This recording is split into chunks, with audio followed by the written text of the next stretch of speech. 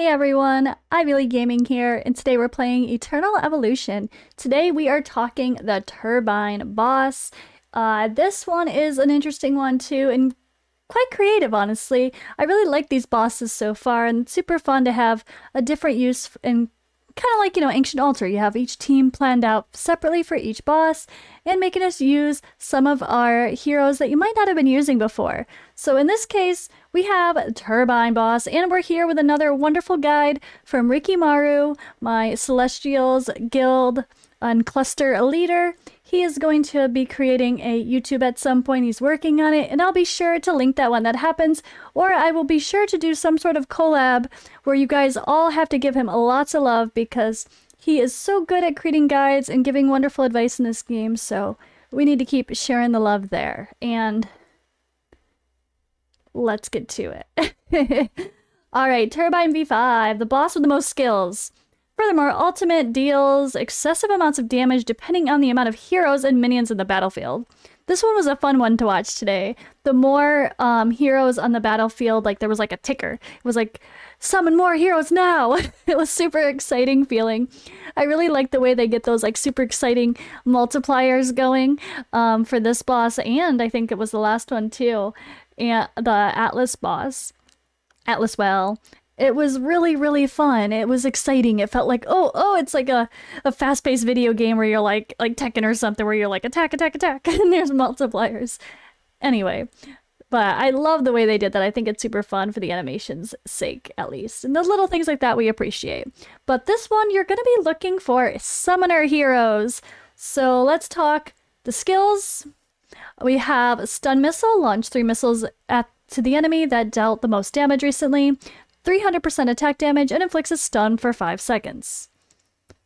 Missile Bombardment charges for 3 seconds and launches missiles based on the number of units in the area.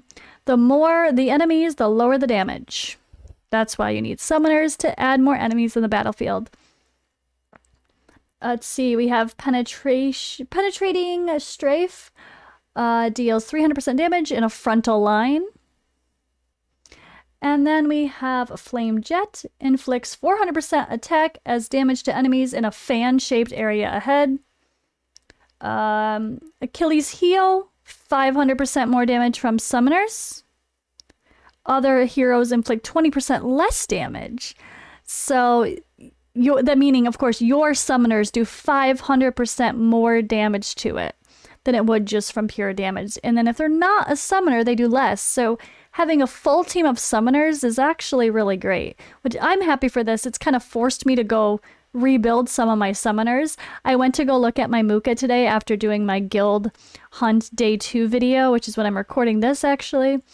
And he didn't even have talents. He had red gear on. He was in a sad state, so getting him better and better and better. And then our last skill here, damage increases. Starting from 50 seconds, increases attack by 30% every 10 seconds. All right. So people are going to start dropping, which they definitely did when the first time I did it, when we were on like boss number 7, and no one died for me. And then this one, goddamn, I'm like, okay, everyone died. It's fine. Because it ramps up damage. It makes sense. All right, commanders and prototypes. So Discar is the one for summoners. They receive 35% attack and 8% lifesteal for 6 seconds. That's the skill to go along with him. For mythic runes, you're going to be looking for 5th element. Can only help Kalaza as there's no other summoner runes yet. So not ideally recommended. But it is what it is. It's like if Kalaza is going to be in your team, he is considered a summoner by way of this Discar boss. He does summon a doppelganger. But it does increase attack speed by 50 points for every 3 basic attacks and lasts for 4 seconds. When dealing extra damage, increases attack speed by 250 and attack by 6%. So it's okay, but it's not like probably the best choice necessarily. Hopefully they improve some of the runes for summoners specifically. But also Prism Amulet, if you have a Vanguard in there, Vanguards receive less damage over time, making them sustain longer damage, and incoming damage is slowed per damage, slowly taken over 8 seconds. And then if they kill an enemy, well, they're not going to kill an enemy in this one, so that doesn't matter. But if you have Crete in there or Artas as a tank, that's going to be really helpful to make sure they can stay alive. Epic runes that you're going to want to look at. Well, let me move myself over here. All right, praying. Let's see. Wait. Praying Eyes can be used for teams that have high crit rate ratio and their attack 6% for increases for 6 seconds. So that's really helpful. I've used that one quite a lot lately. Flashpoint is the best for support item for Flashpoint is the best support item for healers, and then Dark Summit has a 30% chance to deal equal to 3% of max HP and maximum of 360% of attack. But that one is going to only benefit Kalaza. So we are pretty limited on which things are going to help as far as summoners go. So kind of just got to take it what you got if you are using like Kalaza, who's a non-SS in your team.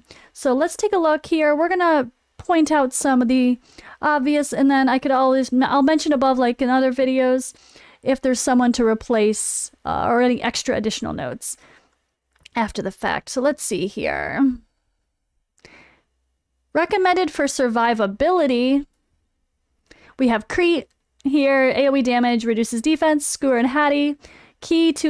The key on this boss is they have high attack and burst down the boss. They do burst, so they have a AoE burst damage, but you don't really need the AoE here. But yeah, top tier for the summoner. Of course, they are a triple S hero. Mazrani is really great heal with the AoE heal and extra damage boost at increased attack. Kalaza can create more than one doppelganger every time crit damage occurs, further reducing the boss ultimate damage. So he really sounds like a solid option for this boss, which is another hero that I've had almost maxed out but never put proper gear on. So maybe I gotta go tweak my Kalaza a little bit more than I have already.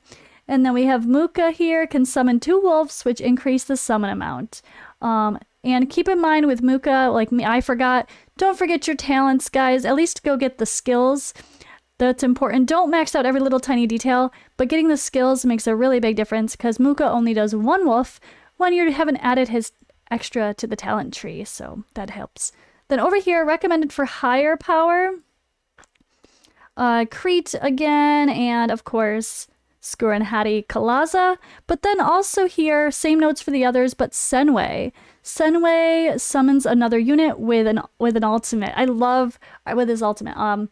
I love Senway. They do pretty darn good damage, and the summon has extra stats as well, extra crit and stuff. So that's really helpful, and I genuinely enjoy, using Senway in a lot of content now.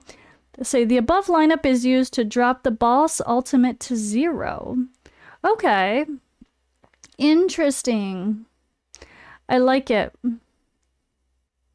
So there's a couple options here. I think this is really fun. Go start building your summoners that you've been neglecting and have a little bit of fun with this new boss. That's all for now. We'll see you in the next video, and thank you again to Rikimaru for another great guide.